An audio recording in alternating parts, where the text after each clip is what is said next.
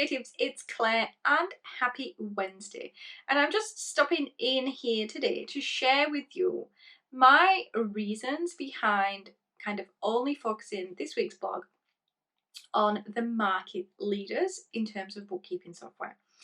And it's twofold, the reason. So the first reason is I have a lot of other content on the alternatives to the major three. So I have content, obviously a lot of content on my favorite Wave. I looked at Sage at the beginning of the year. I talked about Rounded on Friday, and I simply don't have experience of some of the others. As I said in the blog, I've really not experience of FreshBooks or ZipBooks or Zoho. I really don't have experience of them, so I would stick with what I know so that I can be helpful. But the second reason is that if you are going to pay for a software, if you are going to pay for something, for me, particularly with accounting, I want to know that that's the full everything I need, the full suite. I don't want to be limited, even though it might make it easier in some way, because when you limit something, it gives me less room to grow, less room to scale, less options. And although options initially will add a layer of complexity as my business grows, which is presumably everybody's intention, I want to have those options. I don't want to be paying 15, 20, whatever it is, $25 a month for something that isn't going to grow with my business, because guess what happens when I outgrow the software? I'm going to have to move to another software and I'm going to have to learn everything again. Now, this kind of applies to Wave. So one of the reasons I don't recommend Wave is if you're going to be on that fast growth track and you're going to hit the GST threshold in the next 12 months. And that's one of the reasons. Budget is majorly the second reason.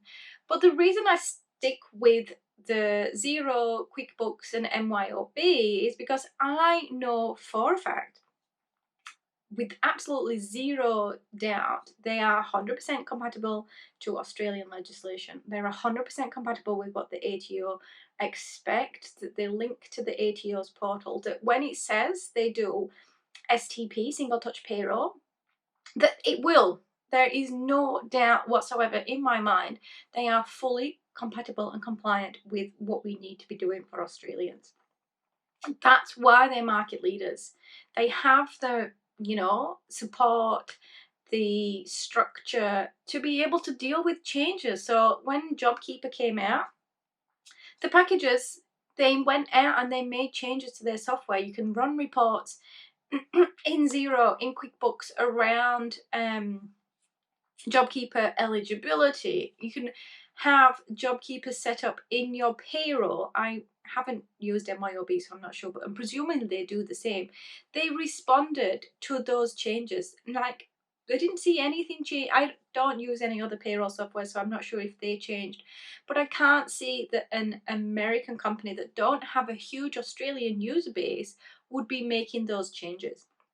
So it's really about that security, that safe, the knowledge that they will respond to changes in the Australian market because they are market leaders in Australia. That really does give me that peace of mind for those bigger clients, and bigger, I'm talking over 75,000 over the GST threshold, that it will be taken care of and that it is compatible and compliant, as I said. That's why I would stick with the market leaders.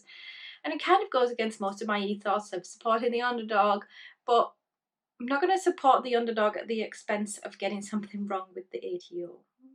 It's not something I'm going to do, and that's not something I would recommend if your business is of a significant size. I hope this video has been useful. I'll be back on Friday to talk about the benefits of software over spreadsheets.